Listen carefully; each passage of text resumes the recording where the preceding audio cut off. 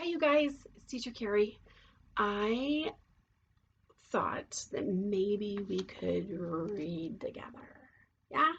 Because if we're out of school for a little while, we might forget what happened in the story, and it'll be hard when we get back to school to try and remember.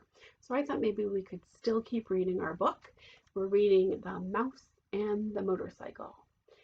When we finished last time, we were part way through chapter 12, but a lot of friends had been out, so I think maybe we're going to back up a little bit, and I'm going to start at the beginning of chapter 12 and start reading from there. So for some of you, these words are going to sound familiar. You're going to have already heard them, but just follow along with the story, and we'll see what happens. So as you guys remember, this is a chapter book. That means there are not very many pictures. So we have to use our imagination, right? Okay, when there is a picture, I promise to show you, all right? Chapter 12, An Errand of Mercy. Owls, thought Ralph as he clung to the Virginia creeper ivy and filled his lungs with the cool night air that was such a relief after that stuffy drinking glass. I've always wanted to climb down this vine and explore the ground floor, he reminded himself grimly, and now I have to. Ralph had never before been outdoors beneath the moon and the stars. He felt small and frightened and alone. Slowly, paw over paw, he worked his way along the shoots and trindles. An owl uncomfortably close in a pine tree hooted, and Ralph huddled shivering in the shadow of a leaf, aware that he was losing precious seconds. Here's the picture of the owl. And the reason why Ralph is kind of hiding under a leaf from the owl is because owls eat mice.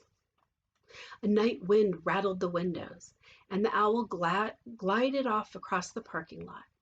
Ralph inched his way down the vine. It was a long, winding route full of detours to the ground floor window, which, to Ralph's relief, was open.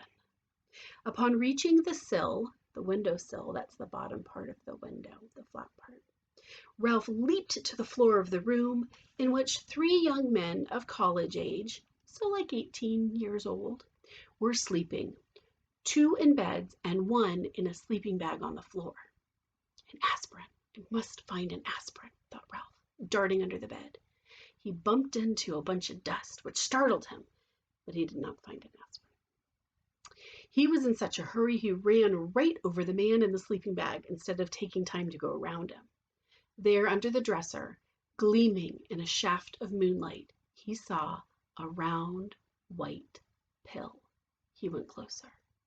Yes, it really was an aspirin tablet at last. Ralph was positive it was an aspirin and not some other pill because it had letters stamped on it. Ralph could not read the letters, but he knew they stood for aspirin. He had been warned about them often enough. Now, all Ralph had to do was figure out how to get the pill all the way upstairs to room 215. Remember, that's where Keith is, and Keith has a really bad fever. And his mom and dad weren't able to find aspirin. And Ralph, because he felt so bad that he lost Keith's motorcycle, really wanted to help his friend out. So he's the one who decided, I'm going to go try find aspirin somewhere. And he found one. Telling himself that in spite of all that had happened that night, it could not be much past 1 o'clock in the morning. Ralph half pushed and half rolled the aspirin tablet around the man in the sleeping bag to the door. He shoved it under the door and with great difficulty squeezed under himself. The first floor carpet was thicker and of better quality than that on the second floor. Ralph worked his way with the aspirin down the hall where the night clerk was asleep on the couch. The glassy eyes of deer heads mounted on the knotty pine walls seemed to stare at Ralph. So did the giant eye of the television set. Slowly he moved his precious load across the lobby to the stairs, and there he stopped. How could he manage to get that aspirin up all those stairs? He picked it up and tried lifting it, even though he knew he could not reach the first step with it. The night clerk tossed on the couch and made a gobbling, snorting noise. Ralph dropped the aspirin in a panic and looked wildly about for a hiding place. With one terrified leap, he dived under the grandfather clock between the elevator and the stairs.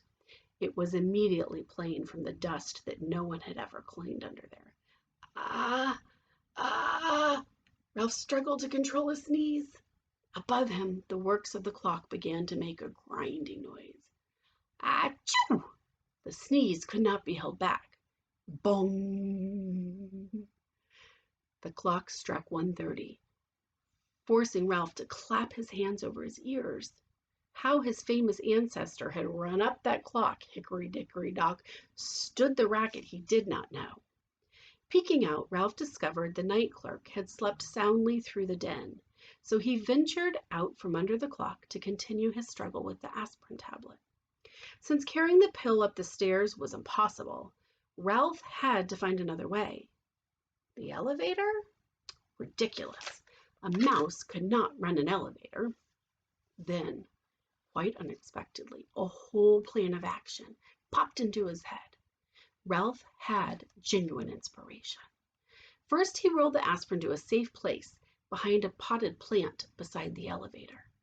Then, empty-pawed, he climbed the stairs to the second floor and ran down the hall to room 215, where he squeezed under the door. Keith was still half awake, his eyes glinting with fever under heavy lids. "Psst," said Ralph. "I found an aspirin for you." "Hmm?" murmured Keith. "An aspirin tablet. I found an aspirin tablet." "Where is it?" Keith was more awake now. "Down on the first floor." "Oh." Keith was obviously disappointed. "Now wait," said Ralph. "I can get it up here, but I've got to have some help. You have to let me take your sports car." "You're too young," said Keith. "I am not." And it was true that Ralph felt much older than he had when he lost the motorcycle. "Come on, you need that aspirin, don't you?" "You already lost my motorcycle." "Oh, come on." Ralph was growing more impatient as he felt the night slipping by. "If you won't let me take the sports car, will you let me take the ambulance?" "I guess so." Keith did not feel equal to arguing with a determined mouse. He picked up his ambulance from the bedside table and set it on the floor. "Here." "One more thing," said Ralph anxiously. "Do you think you could manage to open the door for me? I know you feel terrible, but it's the last thing I'll ask. Honest, I promise I'll have the aspirin up here in no time." Keith sighed, but he slid his feet out from under the sheet and, hanging onto the bedside table, reached over and opened the door. Ralph was already seated in the white ambulance with the red cross painted on the side. What do you guys think he's going to have to do to make it go?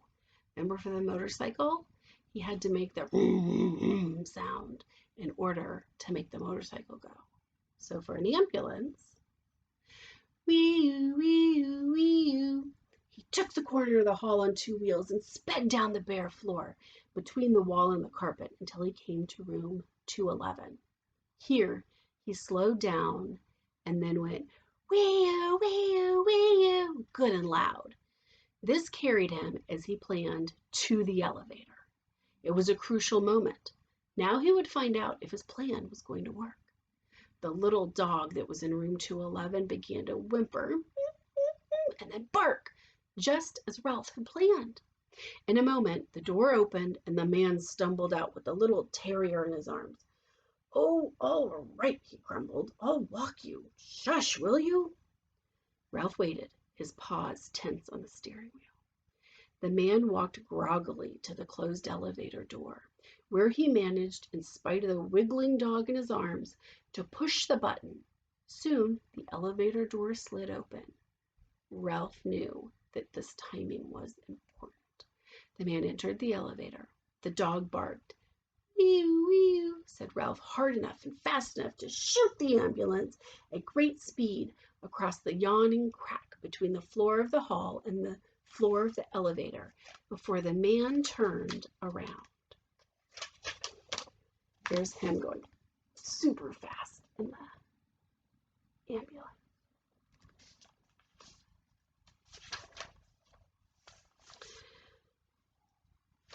As the dog's owner turned, Ralph steered skillfully around his feet and parked the ambulance behind him. The man pressed the button, and the doors closed, and the elevator actually began to descend. "Do you know what you are?" the man asked the dog.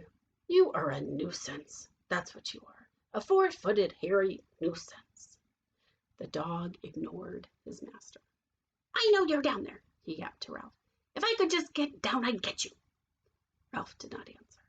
He was taking no chances. He waited quietly inside his ambulance until the man had carried the dog out before he drove out of the elevator.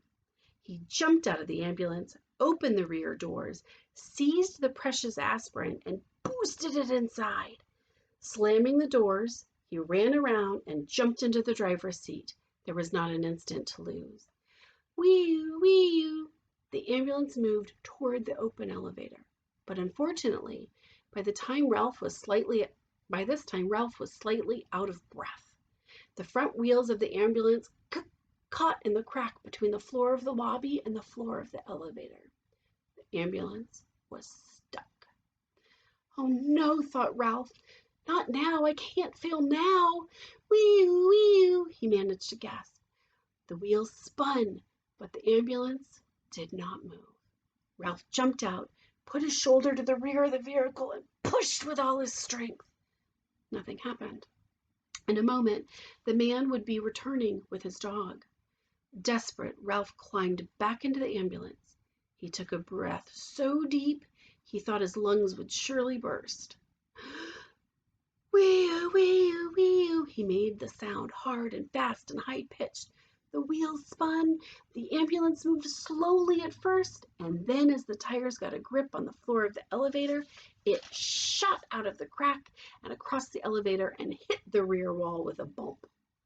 Ralph collapsed over the steering wheel, limp with relief, just as the man came back through the lobby with his dog. "I guess some boy lost his toy ambulance," muttered the man, more awake now, as he stepped in and pushed the button. "Toy!" thought Ralph indignantly. "This ambulance is carrying medical supplies to the sick." "Boy, my foot!" yapped the terrier. "It's that dastardly mouse. Let me down, I'll get him." Ralph did not try to answer. He was saving all his breath now to get the ambulance across that crack once more.